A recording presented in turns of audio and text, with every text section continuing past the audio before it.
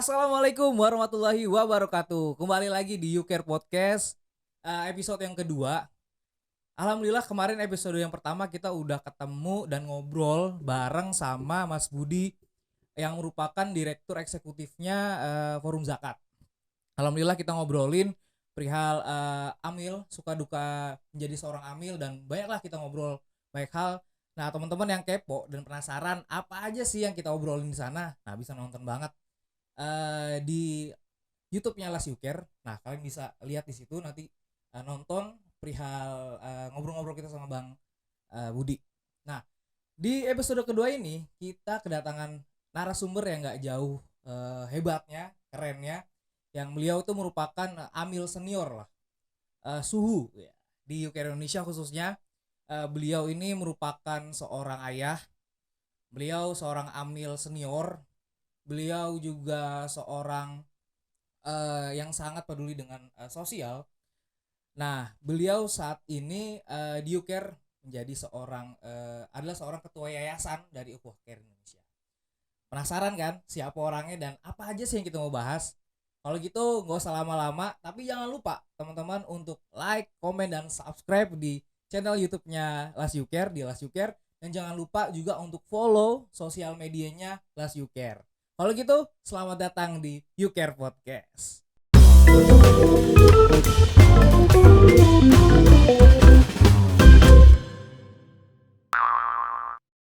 Oke, assalamualaikum warahmatullahi wabarakatuh. Waalaikumsalam warahmatullahi wabarakatuh. Nah, teman-teman, kita udah kehadiran Pak Muhammad Anwar yang merupakan ketua yayasan dari Ukhuwah Care Indonesia. Pak Anwar, gimana kabarnya Pak Anwar? Alhamdulillah khair, sehat walafiat. Seperti inilah kita. Makin ganteng ya Pak? Amin. Tapi gantengan saya. Pasti dong. Tapi sedikit banyak saya dong. Gak mau kalah ya. Iya dong. Oke Pak Anwar, kita bakal ngobrolin nih Pak Anwar perihal Pak Anwar. Lalu kita juga ngobrolin perihal Las Yuker, karena Pak Anwar ini adalah salah satu orang yang sangat mengenal betul perihal Las Yuker. Dari Yuker mungkin belum menjadi Yuker, itu Bapak pasti udah tahu. Tapi sebelum itu saya mau nanya sama Pak Anwar. Pak Anwar ini kan udah menjadi seorang amil tuh berapa lama Pak? Berapa ya lama ya? Jadi begini, semenjak ada produk undang-undang zakat tahun 1999, saya sudah mendirikan lembaga amil zakat. Tapi di Sumatera. Itu tahun 1999 mendirikan sebuah lembaga amil zakat tingkat provinsi di Sumatera Barat. Di Sumatera Barat. Itu tahun sudah berapa tahun itu bisa dihitung? Wah, udah 24 tahun. Berarti Bapak berkecimpung di dunia zakat itu udah 24 tahun. Atau malah sebelumnya udah berkecimpung semenjak tahun 1999. Itu baru berkecimpung. Itu baru karena kami ada gerakan, ada keinginan untuk membangun sebuah lembaga amil zakat. Nah, berarti kan Bapak kan tuh udah dari tahun 1999. Betul. Dan itu bukan di Jawa. Bukan. Padahal Pak Anwar ini adalah kelahiran Malang. Betul. Kok bisa Pak Anwar itu menjadi seorang yang ada di Sumatera Barat? Kalau nggak salah bahkan Bapak kuliahnya di Sumatera Utara. Betul. Terus dari Sumatera Utara ke Sumatera Barat dari Betul. Malang. Kenapa Bapak nggak kuliah atau mendirikan lembaga itu di Jawa? Padahal kita tahu kalau di Malang itu ada Unbrau atau universitas lain. Lalu di Jogja juga banyak universitas, di Jawa Barat, Jakarta tuh banyak universitas. Kenapa Bapak akhirnya milih nyebrang pulau ke Sumatera untuk kuliah dan bekerja mungkin di sana Pak? Kenapa tuh Pak? Iya, saya itu semenjak lulus SMA ya. Dulu namanya saya sekolahnya sekolah pekerja sosial. Sekolah pekerja sosial. Sekolah menengah pekerja sosial. Wah, maka menjiwai kesosialanan ada di sana. Berarti Bapak dari SMA udah berkecimpung di dunia sosial. Betul. Bahkan waktu itu tahun 9 berapa yang ada gempa Flores yang cukup besar. Saya sudah turun di sana. Wah, SMA lulus, baru lulus. Baru langsung ke sana, Pak? Iya.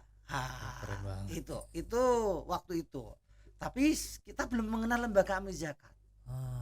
Lah setelah saya lulus, biasalah namanya kita ekonomi pas-pasan nggak bisa kuliah, bekerja lah melamar ke satu perusahaan Lalu kami ditempatkan di Sumatera Utara. Oh. Di Sumatera Utara. Bekerja sebagai seorang marketing ada di sana. Seorang sales. Seorang marketing. Nah, dari situ otomatis kami sambil bekerja sambil kuliah. Saya sempat kuliah di Universitas Simalungun, Sumatera Utara. Waktu itu mengambil jurusan studi pembangunan.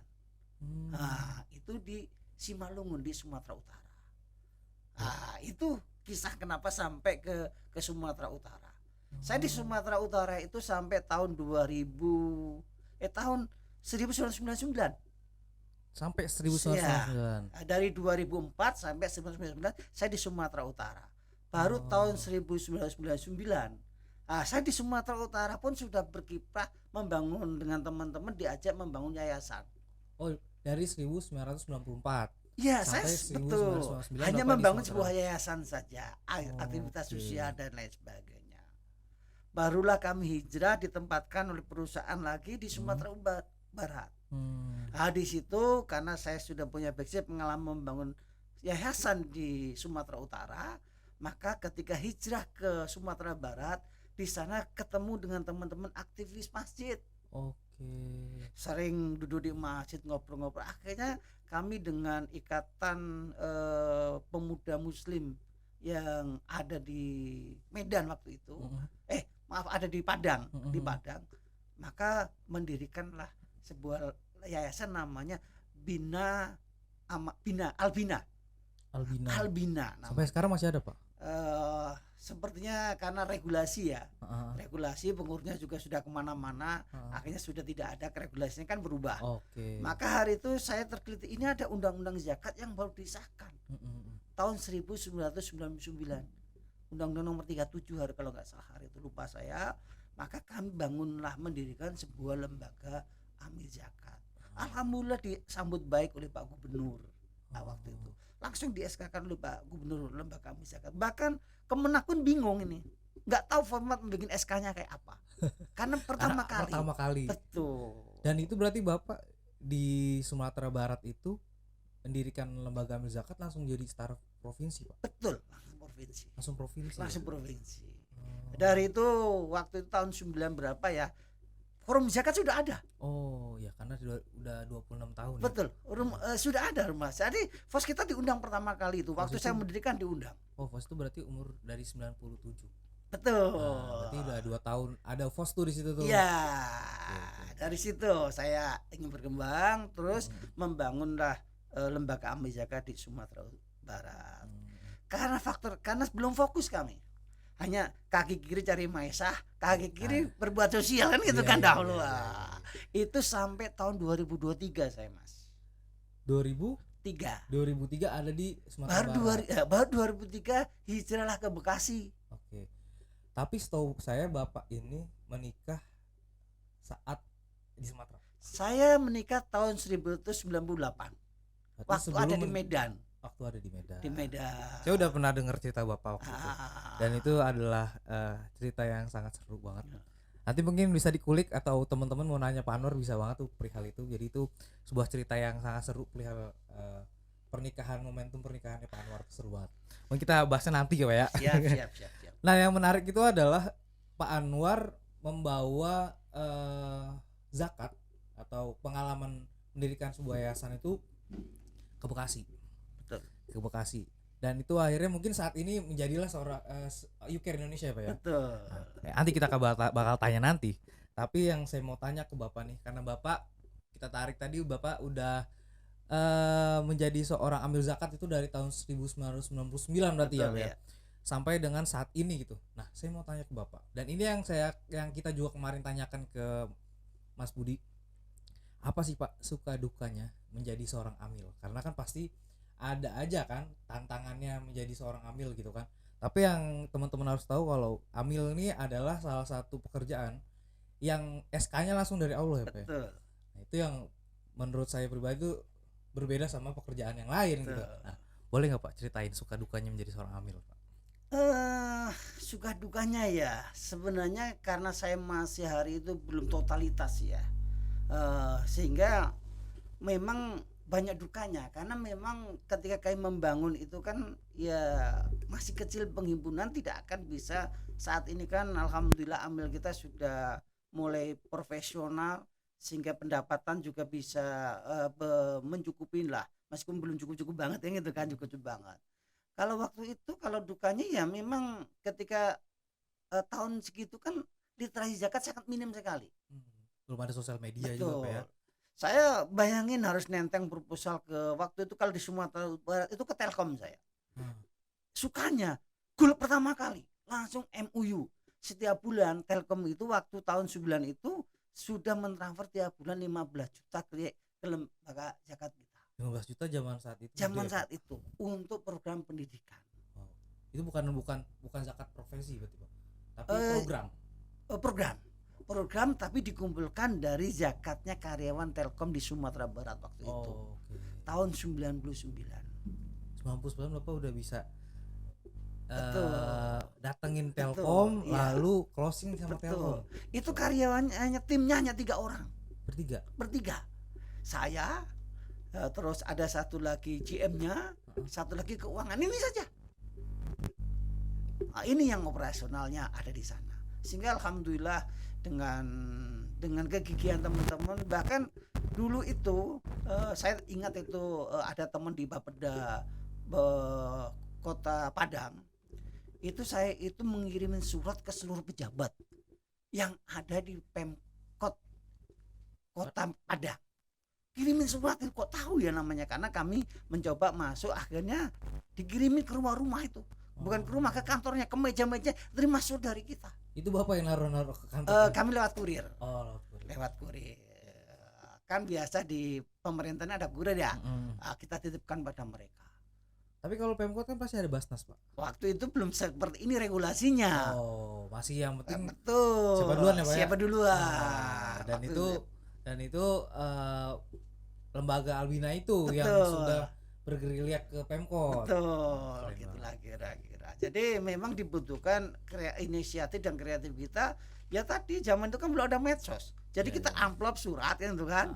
Kita kirim tuh, selampiri brosur dalamnya, kirimin amplop-amplop ke para eselon. Kalau saya dulu ngambil mulai dari eselon 4. Para kasih itu sudah nerima karena dia pasti sudah berhak membayar zakat. Nah, itu saya sasar. Ya, dan itu berhasil Pak? Ya alhamdulillah lah. Jadi nggak berhasil 100%, namanya mengedukasi ya. Secara bertahap akhirnya membangun kepercayaan kepada lembaga kami waktu itu. Yang menarik di sini adalah Bapak mengedukasi Muzaki. Betul. Berarti bukan, kalau sekarang kan kita lewat medsos tuh banyak ditemuin perihal edukasi zakat ya Pak ya. Betul. Berarti zaman saat itu belum ada sosmed gitu kan. Mungkin internet juga adalah sesuatu yang mewah ya Pak zaman dulu. Berarti literasi zakatnya dan edukasi zakatnya itu Bapak lewat surat-surat tadi. Surat-surat tadi. Atau mungkin ada gerakan-gerakan atau kegiatan-kegiatan yang kita pernah ngadain seminar. Pembicaranya itu dari Jakarta malah. Datangnya? Iya. Kita ngadain seminar di desa yang kita undang para pengusaha di hotel waktu itu tahun segitu, biayanya lumayan, tetapi hotelnya gratis dari donatur kita. Donatur siapin, kita hanya ngasih biaya pembicara saja. Jadi itu salah satu donatur kita itu di Kota Padang, ya sudah pakai aja hotelnya kalau untuk kebaikan. Nah, itu salah satu yang kita lakukan. Jadi banyak hal yang yang menarik sebenarnya ketika kita waktu itu menjadi sebuah amil ya. Kalau dukanya ya siap-siap saja dicuekin. Biasa kita bawa proposal ya. Bawa proposal itu kan masih proposal gitu ya. Datang kadang-kala lama menunggu, itu sudah hal biasa lah seperti itu. Kalau jadi marketing itu kayaknya nggak boleh baper Pak. Betul. harus gigih. Karena basicnya saya kan sales ya. Nah, bagi sales jadi sudah ditepah gitu. Nah Pak, menjadi seorang amil ini kan pasti tadi kan suka dukanya perihal kerjaan tuh. Betul. Yang kita ceritain tadi Pak. Cuman pasti ada hal-hal yang menyangkut keluarga nih Pak. Betul. Seperti yang Bapak bilang tadi, kalau misalkan pasti menjadi seorang amil itu dari segi maisha itu pasti nggak sebesar PNS atau yang lain gitu Pak. Tapi bagaimana tanggapan keluarga Bapak saat itu? Karena kan Bapak kan 98 nikah, lalu 99 mendirikan yayasan baru, lalu baru bergerilya tuh ibaratnya. Baru lahir lah Ya, betul. Albina itu. Nah, itu gimana Pak tanggapan keluarga Bapak, istri Bapak, orang tua Bapak saat Bapak memutuskan menjadi seorang amil? Padahal saya yakin Bapak itu pasti bisa untuk melakukan kegiatan atau pekerjaan yang jauh lebih bisa mendapatkan income yang lebih besar mungkin Pak. Kalau saya sih praktis tidak mendapatkan masalah ya, karena saya sambil bekerja di tempat yang lain waktu itu. Oh, Jadi tidak ada masalah. Tetapi saya ambil contoh salah satu tim saya. Tim saya itu memang full ada di situ. Ketika full di situ, ya alhamdulillah ya, istrinya support kan gitu kan ya. Ketika istrinya mensupport, anak-anaknya mensupport, saya yakin saya sebagai pimpinan di situ ya pasti memperhatikan lah. Memperhatikan, makanya besar dan kecilnya yang diterima ambil adalah tergantung besar dan kecilnya berapa yang kita peroleh penghimpunan. Kan di sana ada hak amil ya, hak amil yang akan kita berikan kepada mereka. Kami nggak ngambil saya, tapi karena saya memiliki penghasilan di tempat yang lain, maka kami berikanlah kepada yang full time tadi untuk bisa untuk menafkahi lah mereka. Ya alhamdulillah lah, meskipun belum sampai ke UMR, tapi minimal ya transport, terus ya bisa iya mencukupi lah bagi mereka. Itu kira-kira. Kalau kurang dan cukup ini kan relatif ya. Kebutuhan manusia kan berbeda-beda masalahnya. Yang menarik adalah kenapa Pak Anwar mau jadi seorang amil? Kalau Bapak kerja di tempat lain oke lah Pak. Cuman kenapa Bapak akhirnya memilih ini adalah ya, amil, saya pengen jadi seorang amil ya. Itu alasannya kenapa sih? Ya. Saya memfokuskan kepada sebagai seorang amil sebenarnya adalah panggilan hati. Sekali lagi saya itu semenjak SMA sudah dibesarkan dalam jiwa sosial. Jiwa sosial. Terus apalagi regulasi zakat ini sangat mendukung sekali untuk mengelola sebuah lembaga amil zakat yang profesional, yang baik, dan gerakan zakat kita saat ini kan terus harus ditepah amil-amilnya. Dan saya yakin alhamdulillah kalau potensi zakat yang sampai 300 triliun ini bisa dikelola dengan bagus, saya yakin juga akan bisa memberikan kemanfaatan. Maka di sanalah kan bagaimana ya bisa membantu orang, bagaimana cara ya kita masuk aja menjadi amil. Amil itu kan kita itu bagaikan talang air. Bagaikan talang air. Kita mencoba memungut zakat kan kut olikum, ambillah zakat. Maka kita mencoba memberikan jalan pahala bagi para muzaki, bagi apa untuk menunaikan kewajibannya. Kita sendiri menjadi talang air, menyampaikan ini kepada para yang berhak menerima, sehingga harapannya mereka bisa meningkatkan kesejahteraan sosial. Karena saya kan basicnya kan sebenarnya adalah pekerja sosial, saya basicnya adalah bagaimana ingin memberdayakan masyarakat yang perlu diberdayakan. Di sana, maka saya kan dengan zakat. Dengan zakat ini mampu memberdayakan masyarakat, mampu menuntaskan permasalahan-masalah dasar, kebutuhan dasar manusia. Kebutuhan dasar kan sandang, pangan, dan papan. Ya, betul. Saya yakin zakat bisa menyelesaikan itu. Kenapa? Karena potensi zakat lah inilah yang perlu dikelola dengan baik. Itulah panggilan hati kita. Bagaimana ini bisa kita kelola baik dan kita bisa memberikan kontribusi semaksimal mungkin kepada masyarakat. Otomatis pemerintah kan ikut terbantu juga. Terbantu. Tapi kalau kita cuek-cuekan aja, ambil kita ini enggak lah, ambil ya seperti itu. Ada satu persepsi di masyarakat yang salah. Saya sering dapat jabrian ya. Itu kalau ngelola seperti itu dananya dari mana? Harus kita sampaikan. Dalam 8 asnaf salah satunya kan hak amil. Ya, betul. Dari mana? Kadang-kadang kemarin waktu kejadian mohon maaf lembaga yang itu kan banyak tuh Pak pertanyaan, nih filantropi kayak disamaratakan gitu kan. Itu sepertinya yang perihal hak amil itu yang harus kita garis bawahi ya Pak ya. Karena ada hak amil. Hak amil itulah untuk mencukupi kebutuhan operasional yang digunakan oleh organisasi supaya hiduplah siapa yang menjalankan. Betul. Ada di sana. Bagaimana supaya amilnya sejahtera? Ya ayo kita menghimpun sebanyak-banyak, melaksanakan tugas dengan baik. Saya yakin juga akan mengalir. Betul. Saya akan mengalir. Inilah disinilah keberkahan yang kita inginkan ya. Betul, betul. Ketika kita ini pekerjaan ambil mulia loh. Satu sisi para muzaki kita edukasi untuk menunaikan kewajibannya memberikan jalan kebaikan bagi para muzaki. Satu sisi kita meskipun kita bukan muzaki kadang-kala ya, bukan betul. muzaki, terus kita hanya sampai ke talang saja, tapi akhirnya mustahik bisa terbantu. Betul, Pak. Pahalanya dapat itu. Betul, betul.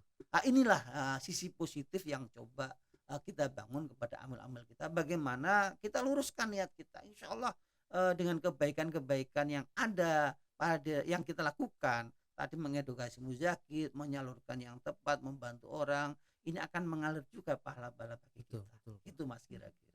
Karena saat saya menjadi terjun di dunia filantropi Pak, di sosial ini, karena dulu background saya kan belum pernah kerja di sosial, mungkin beda sama Bapak. Saat saya masuk UKER dan sering bertemu sama para mustahik, itu kayak ada perasaan yang beda gitu Pak. Saat mereka dikasih bantuan dan mereka Betul. bahagia, senyum, itu kayak wah enak banget ya, menyenangkan orang lain gitu kan. Itu Betul. bagian dari sebuah wah subhanallah nih, senang banget gitu. Jadi kayak wah Itulah maka dari itu, nah ini luar biasa, saya yakin ini, maka ini alhamdulillah pemerintah juga care. Pemerintah juga sangat respon terhadap program-program zakat, bagaimana mengedukasi kita dibantu dengan regulasi yang ada. Alhamdulillah sebenarnya berbeda dengan dulu. Jadi regulasi tahun undang-undang tahun nomor 2011 dan PP nomor 2014 berbeda, sangat berbeda dengan tahun 1999. Hari itu saat ini pemerintah memiliki kewajiban untuk melakukan edukasi kepada masyarakat. saat ini Pak. Saat ini Iya, kewajibannya iya. itu kira-kira. Nah Pak, hal yang paling berkesan nih Pak buat Bapak di dunia zakat ini apa sih Pak? Mungkin ada cerita atau ada sebuah peristiwa di mana Bapak itu merasa saat di dunia zakat ini sangat berkesan banget sih buat Bapak gitu, yang nggak bisa Bapak lupa mungkin. Jadi gini, saya itu kan besar dari keluarga pas-pasan sebenarnya, pas-pasan. Tapi alhamdulillah saya melihat ketika itu, karena saya itu kan basicnya juga pemberdayaan ya, pemberdayaan. Bahkan saat ini saya sedang menggelutin bidang pemberdayaan di masyarakat, bahkan dengan teman-teman penggiat pemulung kita coba kita lakukan pendekatan. Jadi waktu itu kalau nggak salah, kenapa saya tergerak ya ketika saya di Sumatera Barat tadi, itu yang membuat sangat, kenapa saya sangat serius sekali. Sampai di Bekasi saya juga itu terus membangun lembaga amil zakat, karena dengan kami diberikan diamanain oleh waktu itu salah satu perusahaan ya, untuk mengelola dana mereka untuk dibagikan kepada yang tidak mampu untuk program pendidikan. Di situ sangat-sangat sekali terasa mereka yang kita bantu. Kenapa Pak? Bayangin ketika kita bantu mereka,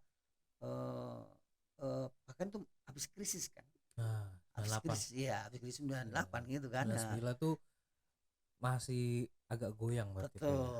Maka ekonomi. ketika kita bantu masyarakat miskin untuk sekolahnya, di situ subhanallah. Itulah yang sampai hari ini kenapa saya konsen tetap menyuarakan gerakan zakat ini di Indonesia, supaya lebih profesional, lebih baik, dan lebih banyak membantu masyarakat. Karena dengan kami waktu itu mencoba membantu harus sedikit saja. Kalau sekarang kan penghimpunan kan ratusan juta dan kabar itu hanya belasan aja bisa membantu orang. Dan itu sangat terbantu sekali, sampai orangnya datang ke kantor itu, bahkan rasanya mereka juga akan akhirnya menjadi relawan kita, menjadi apa kita. Itu kisah yang melekat sampai hari ini adalah kisah tahun 99. Sampai hari ini itu nggak bisa terlupakan bagi saya. Itu kira. Karena kalau yang di pemberdayaan itu yang serunya adalah di mana saat mustahik diberdayakan, akhirnya dia bisa menjadi seorang muzaki. Itu kesuksesan sebuah kegiatan program itu ya Pak ya. Betul. Nah, itu. Nah Pak Anwar, kita masuk ke hal yang berhubungan sama UCARE, Pak. Tadi kita udah ngobrolin Pak Anwar, lalu kita udah ngobrolin sejarah Pak Anwar di dunia zakat. Kita coba ngobrol masuk ke dunia UCARE Indonesia. Nah, UCARE Indonesia ini kan lahir di tahun 2017. Betul. Tapi setahu saya UCARE Indonesia ini udah berdiri sebenarnya udah lama. Betul. Tapi bukan namanya UCARE Indonesia. Iya. Benar ya Pak ya?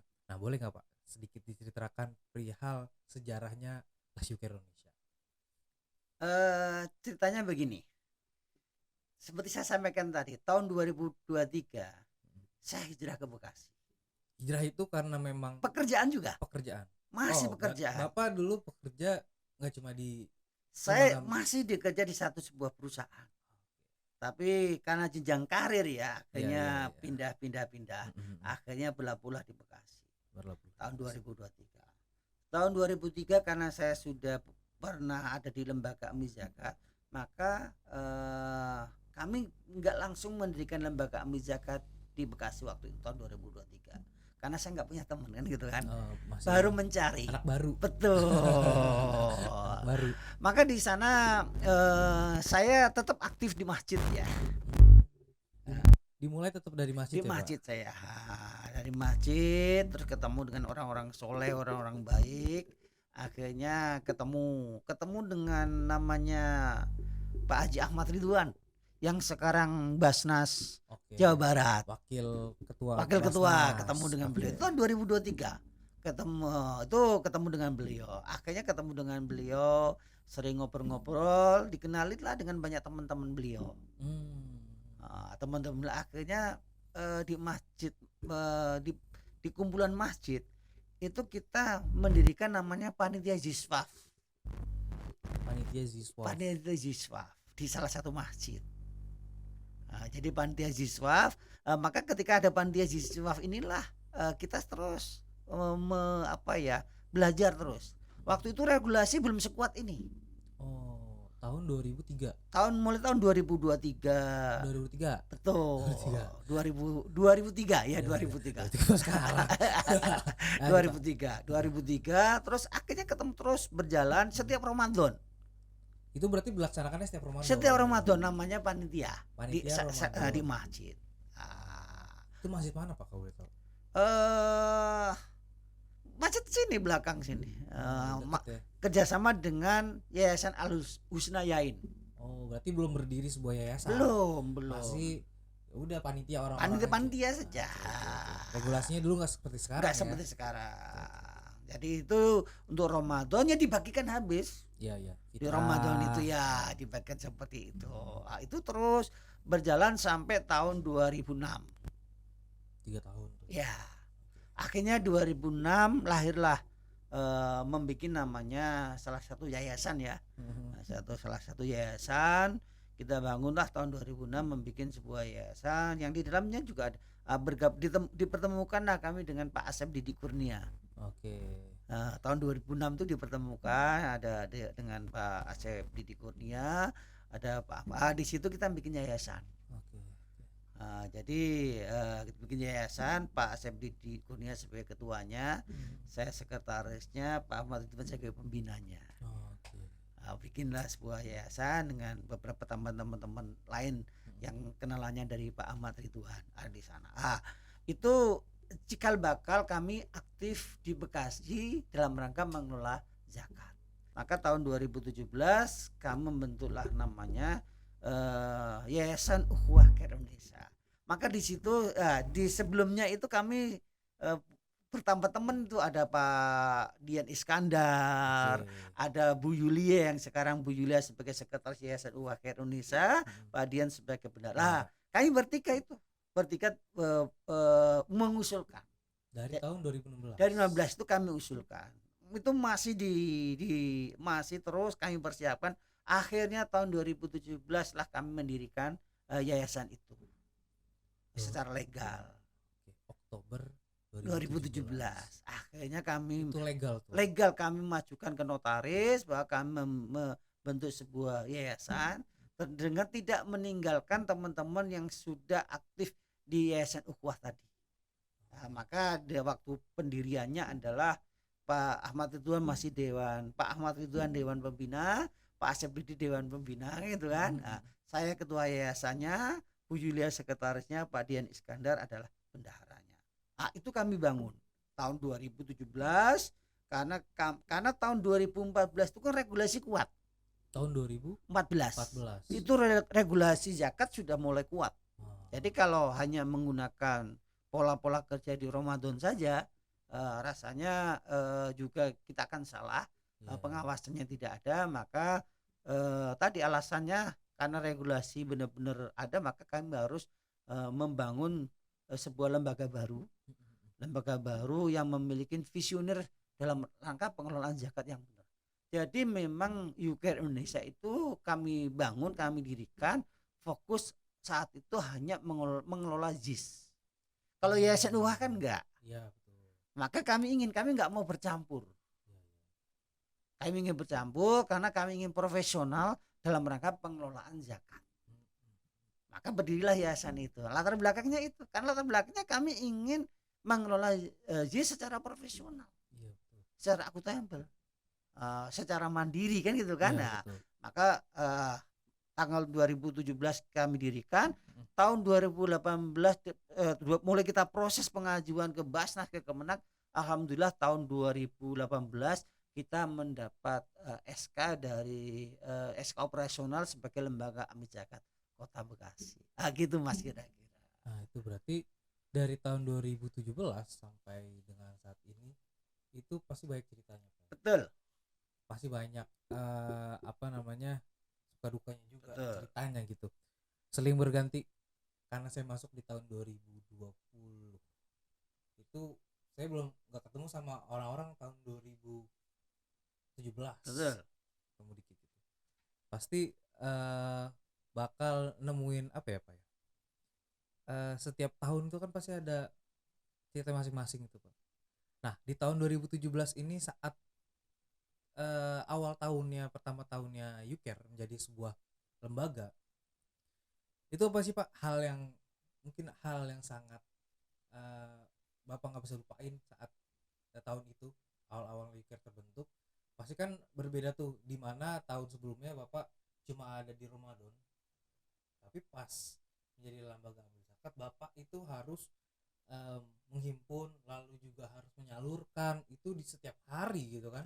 Itu gimana Pak? Ketika kami menjadi lembaga amil zakat resmi tingkat kota, itu kan minimal resource-nya ada 8 orang. 8 orang karyawan. 8 orang karyawan. 8 orang ini kan harus dihidupin kan keluarganya. Betul. Itulah yang menjadi tantangan saya. Di tahun 2017. Ya 2018. 2018. 18 karena sudah ada 8 orang yang menjadi amil tetap. Yang sudah menggantungkan hidupnya juga. Yang sudah menggantungkan hidupnya juga. Berdasarkan pengalaman kami mengurus mulai tahun 99, maka kami berpikir. Maka kami motivasi teman-teman semua. Maka bagaimana kita bisa mengelola zakat ini dengan baik. Ketika zakat ini baik kita kelola, saya yakin kepercayaan masyarakat akan tumbuh. Betul. Maka kami hampir 5 tahun membangun brand, Pak. Sekarang kan mau masuk usia ke 6 tahun ya. Ya kalau apalagi dengan didukung oleh media sosial ya, dengan tim-tim teman-teman yang saatnya sudah ya lumayan profesional lah, sudah mendekati kedisiplinan ilmunya. Kalau dicek sekarang kan YouCare itu kan sudah ratingnya sudah sudah paling tinggi ya. Coba aja di Google ya. Nah, itu sudah ada, bahkan orang kadang-kala melihat YouCare ini berjalan dengan senyap, katakannya seperti itu. Tahu ada aja. Tahu ada, wah ini apa kan gitu kan, seperti itu. Jadi salah satunya adalah kalau saya pertama adalah bagaimana membangun SDM waktu itu. Meskipun tantangannya sangat banyak. Ya namanya amil ya baru. Kompetensinya pun masih jauh. Tahun baru kompetensinya masih jauh. Iya, betul. Saya ya hari itu baru ngikutin sekolah amil itu 1-2 orang. Baru sekolah amil saja. Itu pun hanya 3 hari. Dan rata-rata yang di kita ini belum memiliki kafa'ah syar'i yang mantap. waktu itu. Wah, akhirnya kita tempat terus, teman-teman harus selalu belajar ya, belajar supaya meningkat pengetahuan pengelolaan zakatnya dan lain sebagainya. Karena fungsi lembaga amal zakat itu kan satu harus membuat perencanaan penghimpunan, perencanaan pendistribusian. Nah, ini harus membuat maka ilmu perencanaan juga harus ada. Baru maka teman-teman keuangan itu harus benar-benar paham dulu keuangan kita, bukan orang yang berkompeten memiliki basic keuangan nggak kayak seperti ini. Ya. Bayangin tahun 2018 itu anak lulusan SMK megang keuangan. SMK lulus megang Megang keuangan. keuangan. Kamu bayang kayak apa seperti itu. Orang program pun juga hal yang sama, bukan orang yang berkapasitas. Alhamdulillah sekarang hampir 98% itu amil kita. Sekarang kan 20 ini amil kita, karena kita mau las provinsi ya. 22. Itu yang SMA-nya 2, SMA-nya 3. Sisanya 1. Semuanya ada S1, S2 kan begitu kan? Ini adalah aset bagi kami yang sudah kita tahun 2019 saya sudah memiliki program, Mas. Siapa yang mau kuliah? Tahun 2019. Dan itu sepertinya terlaksana ya, Pak? Iya, yang sungguh-sungguh ngambil. Ya, betul. Silakan yang mau kuliah kita biayain. Usaha mereka untuk meningkatkan kapasitasnya. Nah, inilah saya berpikir adalah SDM ini harus bagaimana menjadi sebuah ujung tombak kita, karena itu gap kita di situ. Itu tahun 2009. Tahun 2020 anak-anak milenial mulai dipercaya. You care. Tahun 2020 mulailah settle sedikit. Jadi 2018 kita baru dasar. 2019 masih nyari bentuk, orang-orangnya masih nyusun. Tahun 2020 mulai ketahuan. Tahun 2020 pas menjelang Covid kalau nggak salah 2020. Mulai banyak teman-teman yang memiliki kapasitas ambil muda yang sampai hari ini termasuk mas-mas ini kan ambil muda yang masuk di tahun 2020-an. 2 bulan mulai bangun. Itu pun juga masih sono sini bagaimana mengisi, bagaimana mengupgrading tim. Upgrading tim. Ini sangat. Jadi kita nggak menyalahkan, tetapi maka karena saya besar di sebuah perusahaan marketing ya dahulu, sehingga basicnya adalah kan gitu kan, ada di sana untuk mendampingi teman-teman, untuk mengcoaching teman-teman. Hanya saja memang tidak bisa sekedar itu. Bukan itu aja ya, Pak? Bukan itu saja. Maka tahun 2020, 2021, alhamdulillah Covid, akhirnya waktu Covid itu adalah karena muzaki kita itu kan kita kan punya banyak jaringan ya. Yang kita kembangkan dari membangun jaringan inilah. Bangun jaringan ini sehingga YouCare ini bisa eksis sampai hari ini. Maka kuncinya adalah bagaimana kita sama-sama membangun SDM, tetapi membangun SDM tidak bisa hanya diucapkan. Jadi ada prinsip, saya juga baru sadar Mas ini, saya sampaikan aja, saya baru sadar. Jadi begini, saya tuh sering ngasih tugas ke orang. Saya sering ngasih job ke orang. Hanya ngasih job saja. Tugasnya tahu mereka. Tetapi salah saya adalah nggak ngasih ilmu mereka. Jadi cuma ngebrief. Betul. Cuma ngasih nih, tapi seperti apa atau bagaimananya itu. Betul. Saya baru sadar. Ketika kita challenge menuju las provinsi kan gitu kan. Menuju las provinsi, saya tersadarkan diri dengan mata kepala saya. Betul saya. Ini saya sampaikan karena ternyata saya itu kan sebenarnya dibesarkan oleh sebuah perusahaan yang perusahaan saya itu selalu memberikan kepercayaan ke saya dan selalu membangun positif saya. Diikutkan pelatihan sana sini, saya baru sadar. Saya ketika bincang sama istri saya di rumah, ya saya dulu tahu umur 20-an 30 saya sering ikut pelatihan, ternyata itu. Nah, baru saya tersadarkan. Lah, ini orang kita kasih pekerjaan, kasih tugas, kita tahu kompetensinya nggak ada sebenarnya, tapi dipaksain, bener nggak? Merasakan nggak kan gitu kan? Dipaksain. Maka, wah ini salah ternyata. Baru kami tersadarkan ketika iya salah. Kita kalau kayak begini terus, ya nggak akan bisa maju. Bahkan Dewan Pengawas Yayasan juga sempat mengingatkan, ingat itu Pak Anwar, kan kita menggunakan namanya balance scorecard ya. Level paling bawah itu kan bagaimana learn and growth. Di situ ada salah satu poin adalah human capital. Bagaimana SDM ini menjadi aset. Nah, ini yang baru kami dengan tim yayasan itu. Iya, maka kami harus memberanikan diri. Ini challenge dan tantangan kami menuju las provinsi. Maka kami harus memberikan effort yang lebih, membangun benar-benar SDM. Tetapi tidak bisa juga seperti itu. Semua saya kembalikan kepada amil-amilnya. Mau nggak diajak lari, mau nggak mengembangkan diri. Kalau amilnya mau mengembangkan diri, ya monggo, silakan. Ada potensi, ada peluang. Kembali lagi ke personal amilnya. Oke, Pak Anwar, saya tadi ada dua hal yang menarik. Pertama marketing, lalu adalah provinsi. Yang marketing dulu Pak. Bapak itu kan besar atau sering berkecimpung malah di dunia marketing. Betul. Sebelumnya pekerjaan di perusahaan marketing. Dan yang Bapak cerita juga Bapak closingnya bukan closing kecil gitu. Miliaran gitu kan. Nah, ada nggak sih Pak hal-hal yang seperti itu yang bisa dibawa ke dunia perzakatan dan akhirnya Bapak menjadikan itu sebuah ilmu yang Bapak miliki lalu Bapak terapkan di dunia zakat khususnya di UKER nih Pak?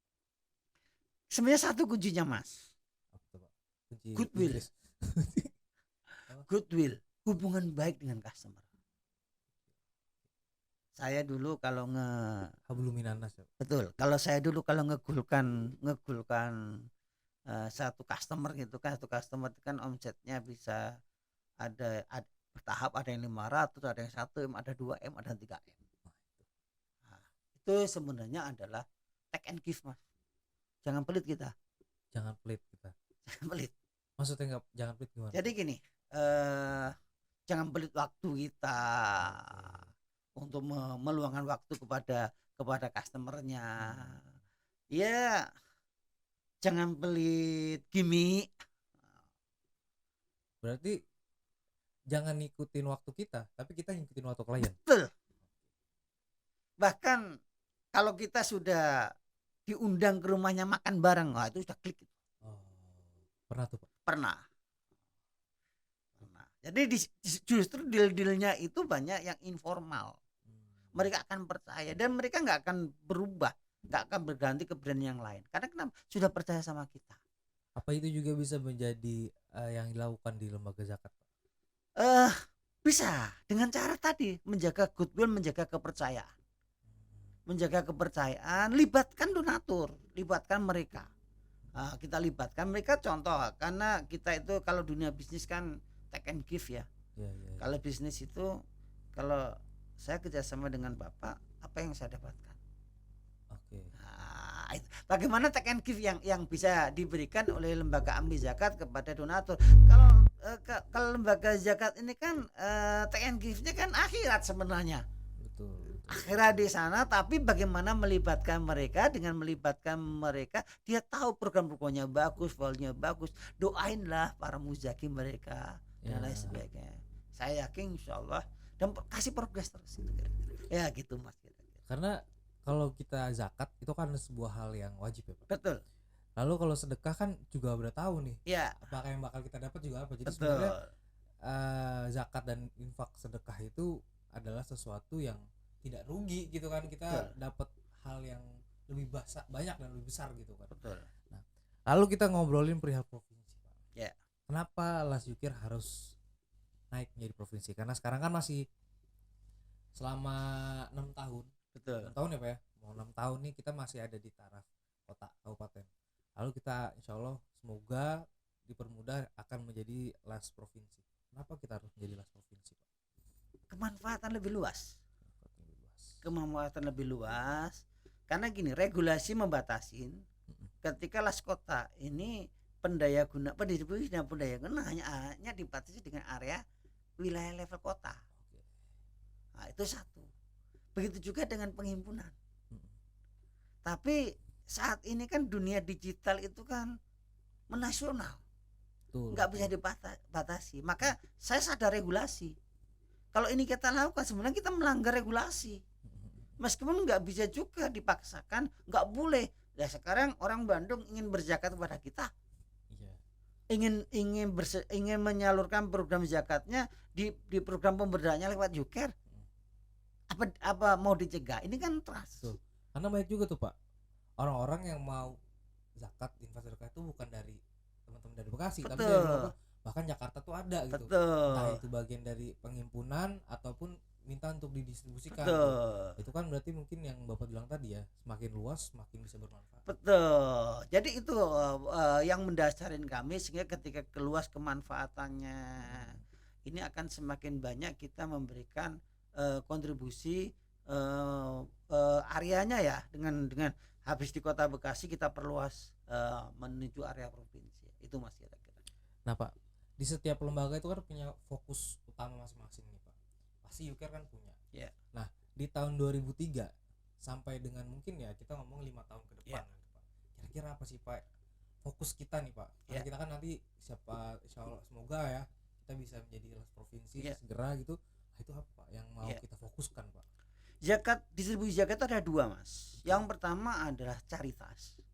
Caritas ini adalah memenuhi kebutuhan dasar masyarakat. Kebutuhan dasar wajib dipenuhi, tetapi mereka nggak akan bangkit ketika tidak ada pendaya gunaan. Betul.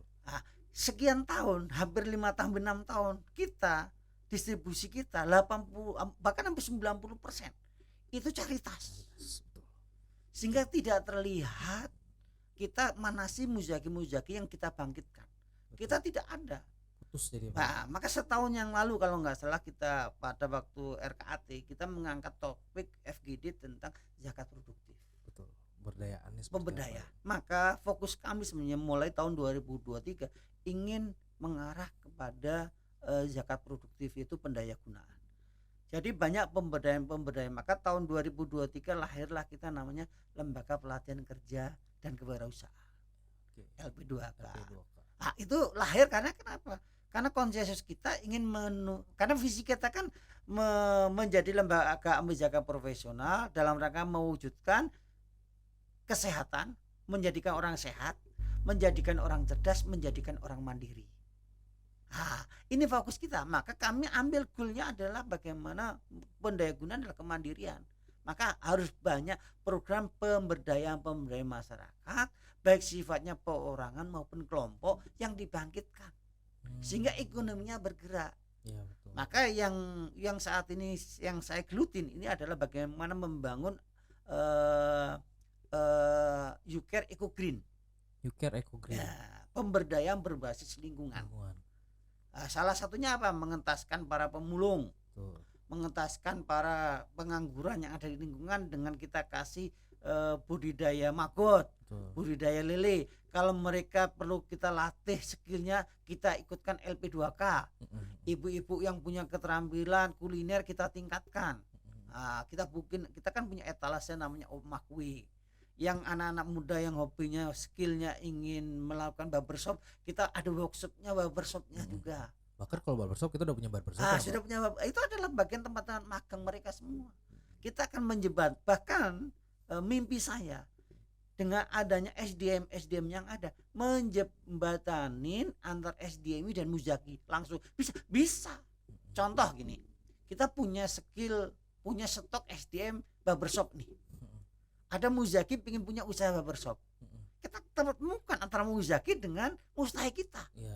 Dimodalin deh sama Muzaki. Ya, Meskipun mampir dulu ke Yuker karena Yuker harus memonitoring gitu kan. Betul. Tapi kemanfaatan ya saya akan berzakat digunakan produktif untuk membangun, untuk dia deh saya pakai loh. Ya. Kenapa tidak? Ya, Itu kan betul. salah satu. Dan banyak lagi produk-produk yang akan kita turunkan sebenarnya untuk ke sana. Karena kalau dari Kira-kira. barbershop itu Muzaki juga atau yang mau bisnis juga nggak rugi karena Nggak rugi. dia udah dapet seorang capster atau cukur rambutnya yang sudah jadi gitu kan. Jadi tinggal menjalankan aja Betul. kan, Itu contoh konkretnya kan gitu. Jadi bagaimana, jangan salah, kita bisa menjadikan seorang mustahik kita ini bertemu dengan Muzaki untuk difasilitasi berikan modal kan gitu kan. Betul, Ini betul. kan sudah terlihat. Betul, betul. Itulah kontribusi para amil-amil kita. Ya, betul. Itu kira-kira. Oke. Itu yang memang dalam setahun ini pemberdayaan ini salah satu jadi fokus kita. menjadi konsen kami. Konsen dari Uker.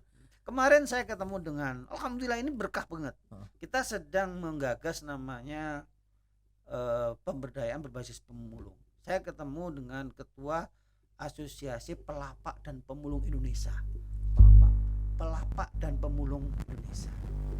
Nah, itu orang Bantar Gebang tuh. Luar biasa yang sedang nanti kita akan orientasi ke sana. Pemberdayaan bagaimana kita mengangkat para pemulung ini benar-benar nggak dolim kita pada mereka. Melalui apa? Melalui kolaborasi dengan mereka. Itu kira-kira. Itu kalau di Bantar Gebang kan adalah salah satu wilayah nyalurannya Uker ya, Pak. Betul ya. Nih Pak, berarti tadi kalau misalkan kita ngomongin 5 tahun ke depan, salah satu fokus yang bakal kita Uker laksanakan dari pemberdayaan itu. Ini menarik sebenarnya, maka ini akan menjadi hal-hal yang bisa kita lakukan sebenarnya ketika kita mempertemukan antara Mustahik dan Muzaki. Nah itu Pak, mempertemukan itu Pak. Maka profil Mustahik itu sebenarnya perlu kita buat. Betul. Kita buat apa skillnya, kompetensinya, kita sodorkan ke Muzaki. Ini ada seperti ini ya, kita bisa jadi ke perusahaan juga bisa. Oh bisa nggak dia berkolaborasi dengan kita, dia punya seperti ini, akhirnya ya sudah saya mau memodalin usahanya kan gitu kan Muzakinya. Ini menarik bagi saya membuat profil Mustahik yang potensial ya. Betul. yang potensial kan ya, yang sudah potensial. Kalau belum potensial ya tugas kita lah membuat potensial, skillnya kita angkat, kita pertemukan kepada Muzaki. Ini profilnya, Bapak ingin, Bapak punya, daripada uangnya ditaruh di bank mending untuk usaha ini apa, mempekerjakan para Mustahik kan gitu. Betul, kan betul. Bisa bagi hasil dengan Mustahik kan gitu. Itu kira-kira. Ini di podcast ini tadi kita ngomongin marketing, lalu kita ngomongin pemberdayaan dan program. Nih sebenarnya materi yang kakap sih, jadi teman-teman lembaga teman-teman amil yang nonton nih bakal nggak ini Pak ya, nggak nyesel insyaallah. Lalu Pak, saya dan tim itu sering bikin konten ada tulisannya WTP. Iya. Kita WTP dan kayak setiap lembaga itu juga ada yang WTP, ada yang saya belum pernah nggak lihat juga ada WTP-nya. Mungkin nggak dicantumin ya Pak. WDP. Wajar dengan pengecualian. Nah, kalau kita WTP itu Pak sampai tahun 2022. Betul. Apa sih Pak? Kenapa kita harus WTP? Iya. Jadi gini, dalam tata kelola keuangan kita mengacu pada PSAK 109. Itu benar-benar digenrengkan secara detail aturan mainnya. Maka kunci dari tata kelola zakat itu adalah dari tata kelola keuangannya. Maka kita akan diaudit oleh akuntan publik. Jadi yang mengaudit adalah eksternal. Mengaudit adalah eksternal oleh KAP. Maka ketika kita diaudit keuangan kita, apakah sudah benar pencatatannya, benar penggunaannya, benar penempatannya. Ketika dan sudah dilaporkan, ada di sana pos-posnya sudah tepat sesuai dengan aturan PSAK 109. Maka ketika itu dilakukan, maka saya yakin akan memperoleh namanya wajar tanpa pengecualian. Artinya sudah dilakukan pengelolaan keuangan dengan benar dari sisi pengelolaan keuangan, dari sisi akuntansi dan keuangannya. Nah, itu sudah dilakukan dengan baik. Alhamdulillah semenjak 2018 kita mengelola dana kita selalu melakukan audit KAP. Audit KAP itu outputnya adalah namanya opini.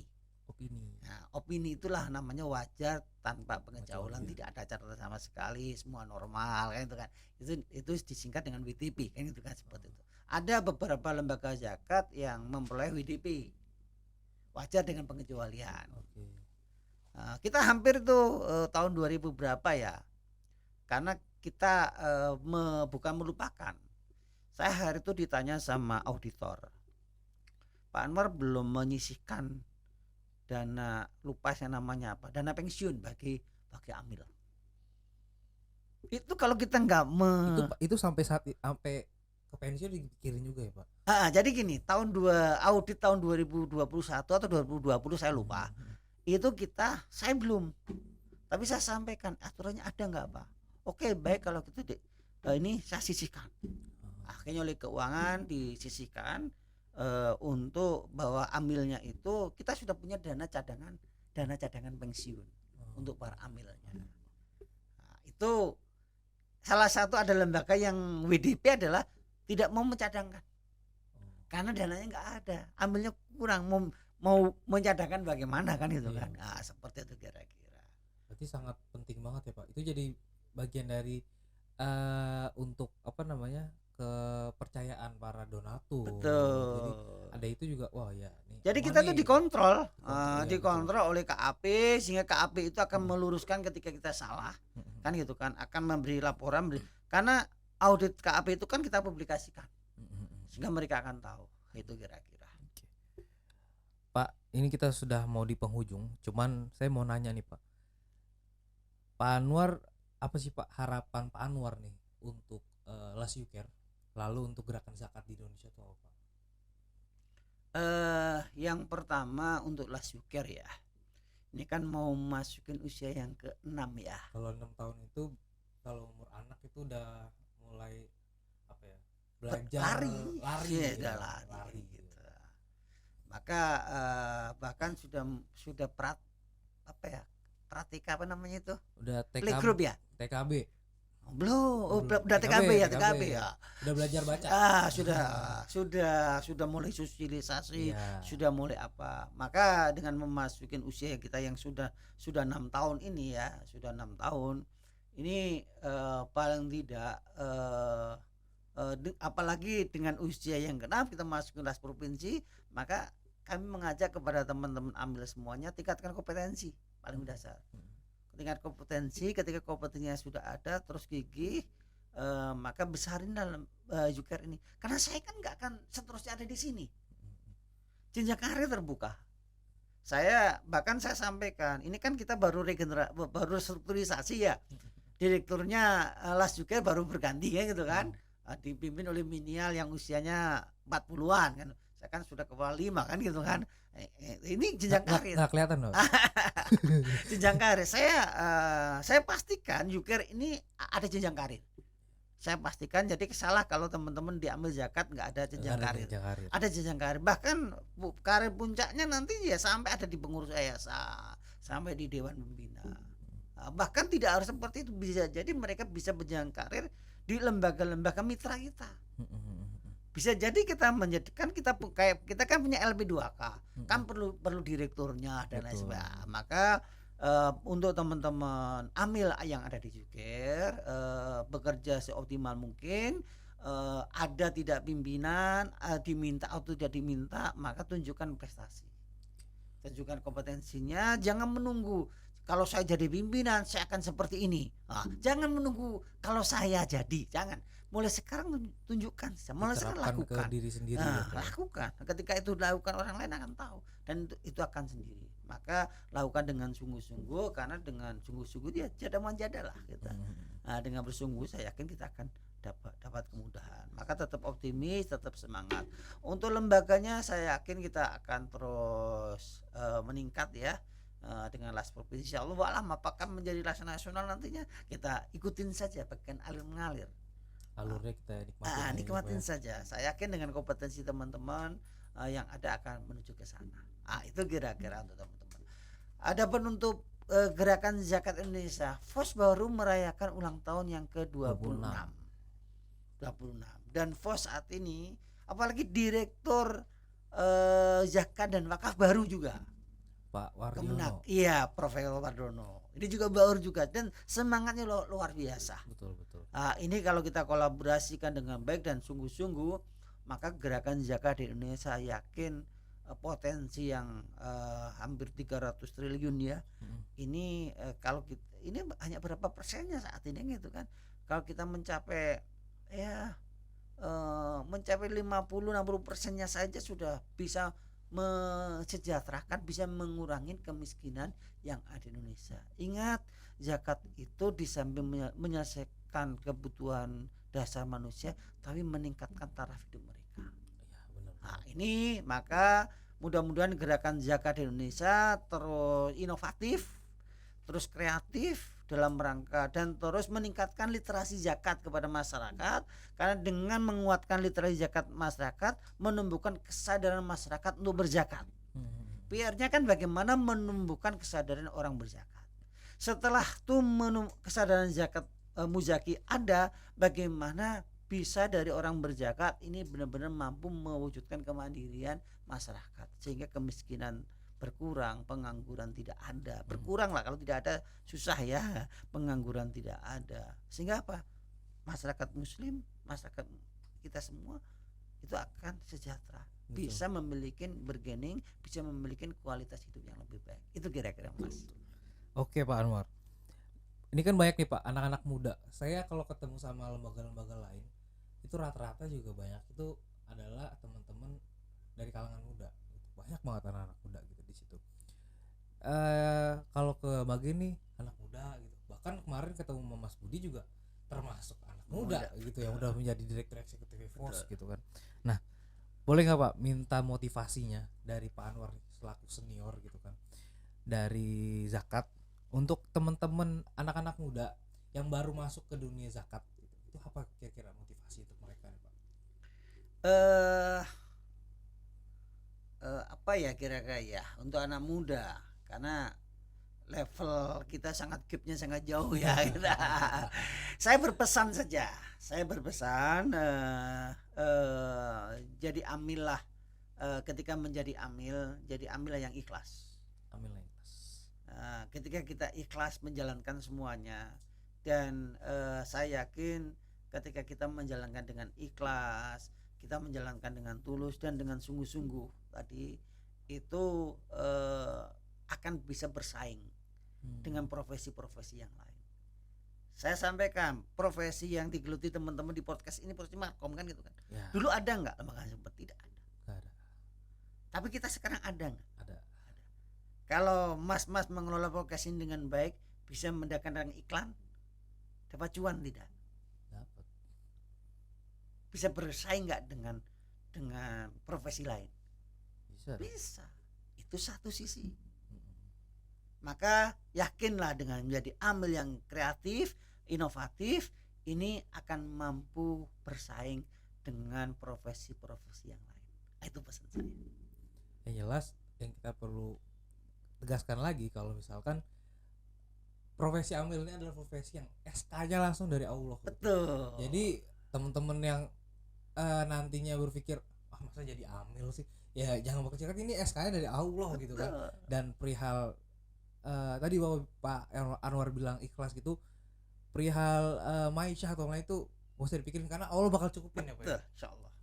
Itu bukan hal yang harus kita khawatirkan. Kita kerja ikhlas dan insyaallah nanti bakal Allah cukupin sendiri. Betul. Oke Pak Anwar, itu mungkin yang kita ngobrol-ngobrol pada hari ini. Sangat keren banget, bisa menginspirasi teman-teman amil gitu kan, baik di UCARE ataupun nanti di amil-amil yang luar sana, anak-anak muda, amil-amil muda. Semoga apa yang disampaikan sama Pak Anwar ini bisa menjadi bekal buat kita semua, terutama amil-amil muda nih, untuk bisa memberikan manfaat yang lebih besar lagi untuk gerakan zakat di Indonesia gitu. Terima kasih sekali lagi buat Pak Anwar atas kehadiran dan waktunya. Semoga Pak Anwar selalu sehat, amin. Selalu diberikan keberkahan dan kebaikan. Amin. Semoga manfaat yang diberikan Pak Anwar dari dulu itu bisa menjadi bekal kita nanti ya Pak ya, insyaallah. Oke, terima kasih teman-teman yang sudah hadir dan nonton di podcastnya UCARE Podcast yang episode kedua. Insyaallah episode selanjutnya kita bakal ngehadirin narasumber yang gak kalah keren, yang gak kalah bermanfaatnya ilmunya, yang bisa teman-teman pelajarin dan teman-teman mungkin bisa diduplikatin di kehidupannya gitu. Yang insya Allah bisa memberikan kebaikan lah buat kita semua. Jangan lupa sekali lagi buat komen, like dan subscribe channelnya YouTube-nya Alas UCARE. Jangan lupa juga follow sosmednya UCARE, karena di sana bakal banyak info-info perihal UCARE dan juga hal-hal yang menarik nanti di UCARE. Dan juga jangan lupa untuk selalu memberikan yang terbaik untuk orang lain. Jangan lupa sedekahnya, infaknya, dan jangan lupa teman-teman yang sudah wajib zakat untuk zakat. Oke, terima kasih sekali lagi. Sampai jumpa di podcast selanjutnya. Assalamualaikum warahmatullahi wabarakatuh. Dadah.